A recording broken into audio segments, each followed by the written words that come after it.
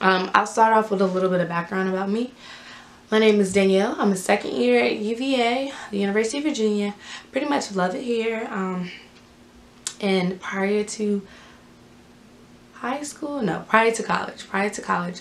in high school, I was blessed enough to earn over $100,000 in scholarship money. So I'm here for free, and it's great. I don't have to worry about paying for books. I really don't have to worry about paying for housing, tuition, none of that. I'm just here focused solely on my education. So that's great, and it's a great feeling to, you know, be able to go to school for free. So I'm just here to give you some tips on how I go to school for free. So what did I do as far as scholarships, applications? So here's my first tip, because I want to keep this video nice and short. So here's my first tip. First tip is you cannot be lazy. You can't be lazy. You have to go ahead and apply for those scholarships. So many people I know didn't apply for different scholarships because, oh, it wants me to write 10 essays. You know, if it's going to give you a great amount of money, do it. It is so worth it. It's so worth it. I mean, so many people who regret not applying for different scholarships and when they're paying out of pocket to go to school. And I really think you should just go ahead and do it. It's not hard at all. It's very easy, actually.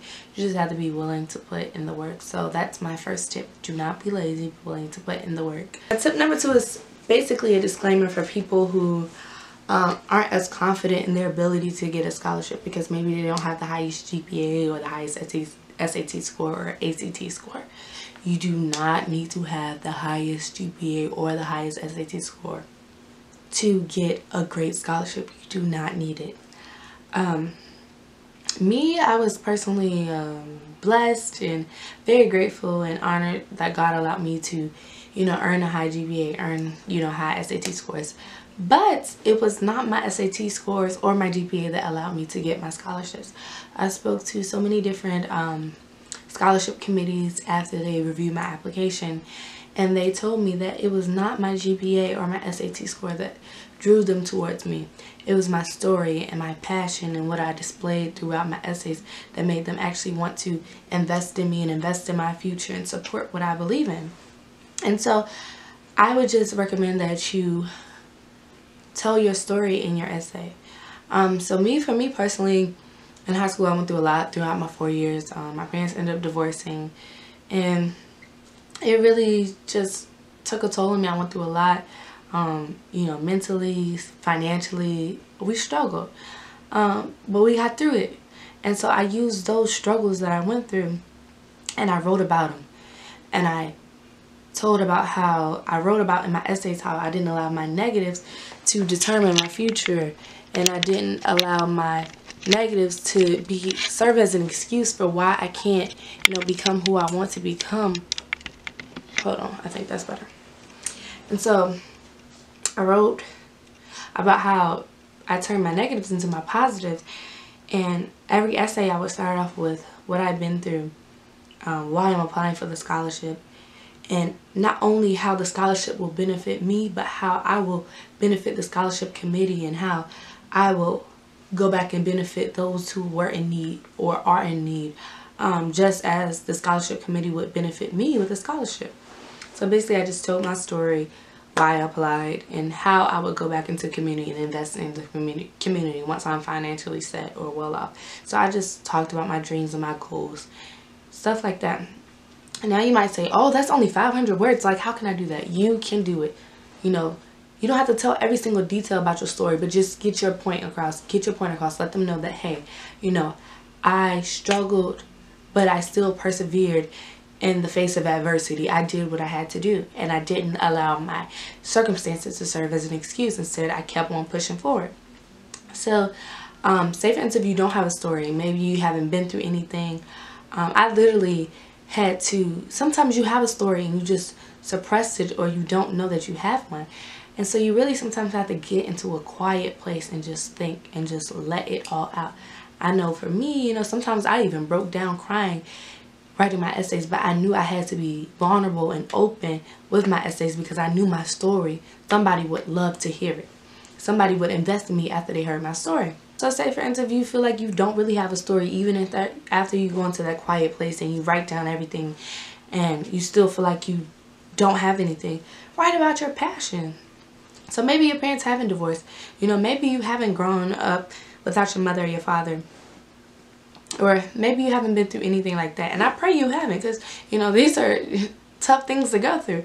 But maybe you have a passion for helping people. Maybe you really care about animals, or you care about, you know, homeless people or something like that. So you can write your essay about how you want to later on help people, you know, and the scholarship will help you achieve your goals, and your success will allow you to maybe not necessarily in poverty, but help to diminish it, or, you know, limit poverty. And just be you. Don't be anybody else. Don't try to tell them, you know, what you think they want to hear. Just be yourself. They want your authentic self. So tip number 3 is you should always have a planner with all the dates of your scholarships with it in it.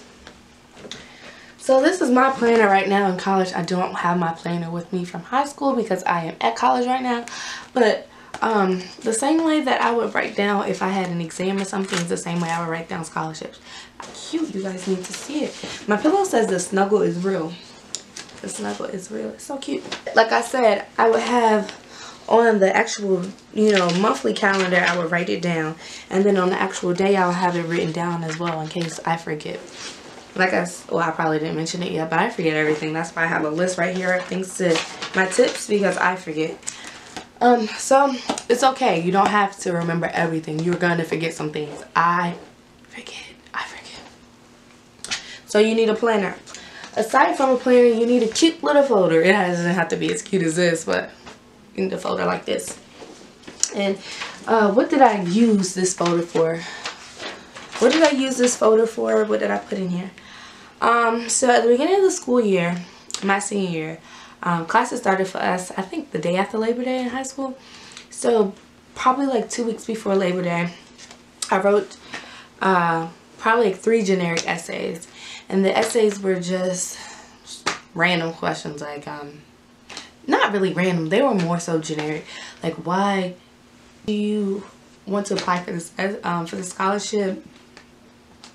What will the scholarship do for you? What are your goals? What are your dreams? How will the scholarship help you achieve your goals, dreams? I'm just throwing out some random general questions out there. But pretty much all scholarships fall within those lines, or those standard questions. So I wrote 3 essays. Each essay was slightly different, but they all related back to my story and my passion and my purpose in life. And luckily for me, I knew what my passion and my purpose was in life, so I related that all back together. And if you don't, it's okay. You don't have to know. You can still write about your story or your passion. And you don't necessarily have to know your exact purpose, but you can know that you want to help others and aid others and make a difference. That's the word. That's the phrase I'm looking for. Make a difference. You know, you want to make a difference in some way, shape, or form. So you can just write about that. So I have 3 different essays. And in this folder, I would just have like 10 or 12 different copies of each essay. So, and I also had like 10 different copies of my resume with me as well in this folder. And I also had 3 or 4 different teachers to write recommendation letters for me. And I would have copies of their recommendation letters with me as well. And so you might say, like, why should I carry around that folder with me? Well, it's a reason. So you forget your materials at home or your essays at home, and it's a scholarship due that day. You don't have to run home or say you can't apply. You just look in this cute old folder and you get out your generic essays, your recommendation letter, and your resume, and you're good. Oh, and in that folder you also need your unofficial or your official transcript, because a lot of people want to have your transcript. It's not like they're going to examine it from A to Z, but they want to see your transcript. If you don't have the highest GPA, still be confident. Put that transcript in there and keep it moving. Okay, you don't have to have the highest GPA. It's just because some people are very intelligent and they're not great test takers. And my tip number 5 would be, if you qualify, you need to apply. If you different scholarships like that have different qualifications. Like, you need to have a minimum GPA. Some scholarships need you to be in a certain form of financial need. Some scholarships want you to be a certain race, certain gender, go into a certain field. If you qualify, you should apply. Many different people may not apply for scholarships because they're like this as a math major, and I'm leaning to more towards science, but I'm not sure. I kind of like math too, you know. Apply for that scholarship. Do you know how many people, I'm in college now, do you know how many people actually change their major once they get here? It's people in their 3rd year that still hasn't even declared their major. Like, you need to apply. People change their major so many different times. It's so many people that's in the engineering school here that transfer out. It's so many people who are in the college and transfer into the engineering school. So it's okay. The scholarship committee want you to have an idea of what you want to do, but they know that that idea is not set in stone. You can change your mind, and it's okay. Once you change your mind, they're not going to revoke your scholarship. It's okay. Keep on going. Apply for that scholarship. If you are undecided but you thinking between math and science, apply for the math scholarship, apply for the science one too. Do it. If you know you want to be a lawyer, do not apply for a scholarship that has something to do with the medical field, unless you're interested in that type of law. Again, don't be lazy.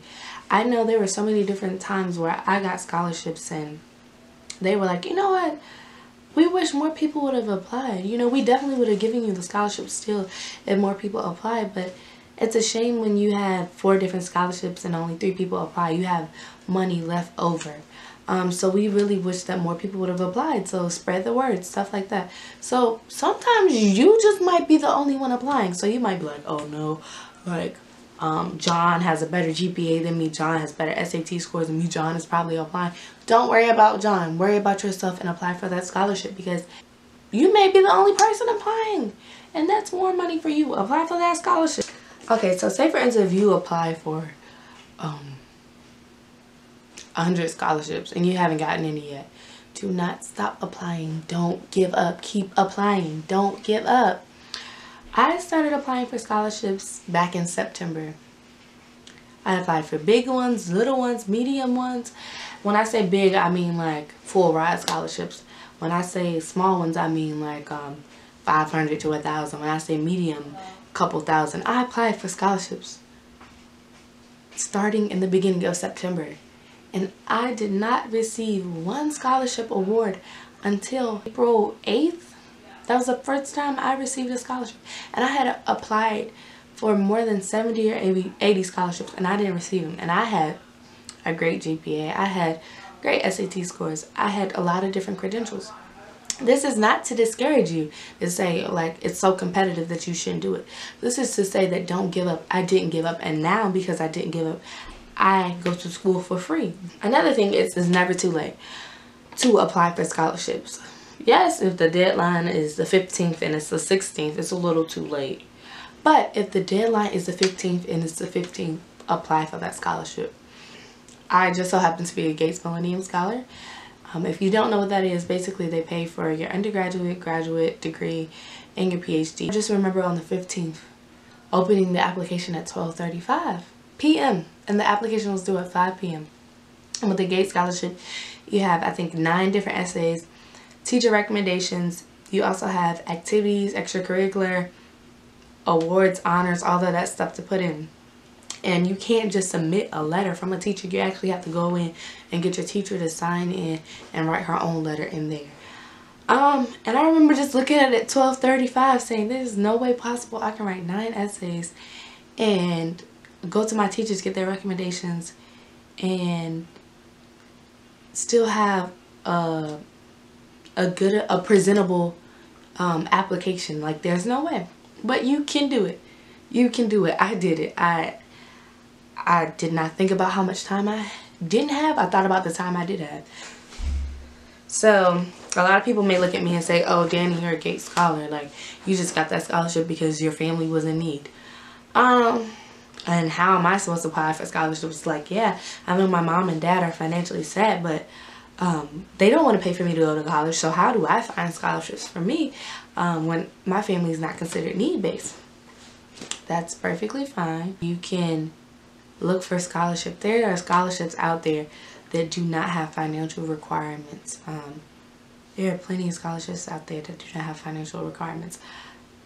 Gates was actually the one and only scholarship that I received that did not have a financial requirement. And I received at least, I think like 30, it was between 25 and 30,000 additional dollars in scholarship funds besides my Gates scholarship. So that means that there's 25 to 30,000 additional that does not have anything to do with Gates, with financial need. Just because you feel like all the scholarships are only for people in need, there are scholarships out there for you.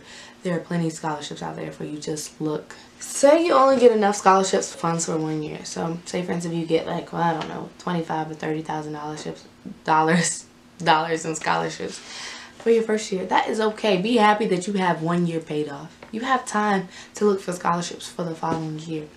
Once you get in college, you know, most people aren't really looking for scholarships. They look to be an RA, which will cover their housing, rooming, and board.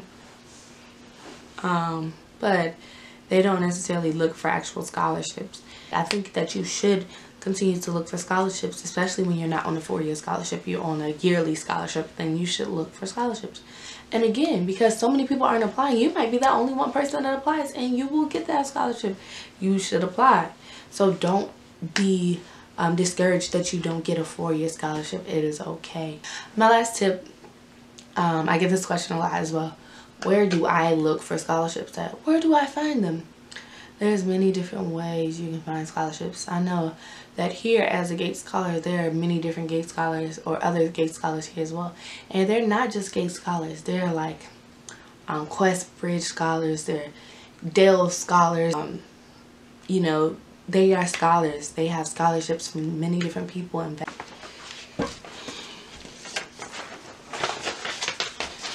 so back at my high school, they had like a bulletin board. It was a huge one. This is not, I guess, representative of that bulletin board. But basically on the bulletin board, they had like a ton of scholarships. And so every day I would check it. And I would write it down in my planner as I would go by. I would write it down in my planner. Like apply for this, apply for this, apply for this. And I would, again, have this folder on me. Now, say for instance, you say, oh, my school doesn't have a bulletin board with scholarships on it. That's okay. Normally your school generally, or your city generally has a website with scholarships up there. You just have to know where it is. So literally you can search like, so if you go to public school, you can search your city public schools scholarships. It should be a link that pops up and it'll have like all different scholarships that are that your city knows about. You can apply for all of those if you qualify. You can apply for all of those. I would apply for all of the ones I qualified for. Me, I didn't limit myself to my city. So I looked at, I live in an area where there's many different cities, like a big metropolitan area. And I would look in every different city's website to figure out scholarships. So I wasn't just looking at my city. I was looking at the bordering cities, the cities that were further away.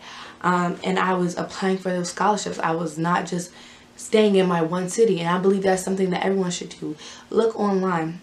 And those were just for local scholarships. So these are the ones that are between $500 to like $4,000 or $5,000. So I applied for a lot of those. For a long time I didn't get any, but eventually I received a lot, and I believe that you guys should. Don't just say, oh, that's a small scholarship. Don't be lazy. Apply for the small ones. They add up. They really do add up. And as far as the big ones, I would look for them and really apply and do your best, but don't rely on them. One thing about me, I didn't rely on Gates. I was not sure if I was going to get Gates. I prayed over it. I prayed every day, but I applied the day of. And I was, you know, a little skeptical about my ability to get the scholarship, being that I had not put my complete best foot forward. But there's other scholarships, like you just have to look for them. There's Wendy's, there's Quest Bridge, there's different ones for your location. I know one of my friends, she goes here and she's from Texas, and they have this thing called Posse, and Posse pays for your tuition, but they don't pay for room and board, which is fine. You can come here and you can become an RA and get your room and board paid for by RA, and then boom, you're on the full ride. This is just about taking it step by step and just looking for different things in your area. There are people There are scholarships for, you know, living in a certain area. There are scholarships for being a first generation, you know, college student. Like, just look. That's all I can say. I didn't pretty much really rely on scholarships.com. I didn't rely on sites like that. Not to say that they're not credible, because they may fair well have scholarships up there, but I just tended to what I knew. So I focused on what was around me, my local scholarships, and I let those pile up. And then I focus on my big one, Gates. I also applied for other big ones and I didn't get them, and that's okay. You know, don't be mad when you don't get certain scholarships, because it will all work out for you good. I really believe that. I hope that this video was helpful. If you need any more videos, you want me to make something about organization, about resumes, about college, being a black student at UVA, anything like that, just write a comment, subscribe, do whatever you gotta do, but just please apply for scholarships. I really want you to go to school for free. I don't want finances to stop you from getting a great education. So yeah, hopefully this was helpful, and if you have any questions, I'll be happy to help you throughout your process of applying for scholarships. I know that it's January, and I know back in January I was really applying for scholarships, so hopefully this video was helpful. Thank you.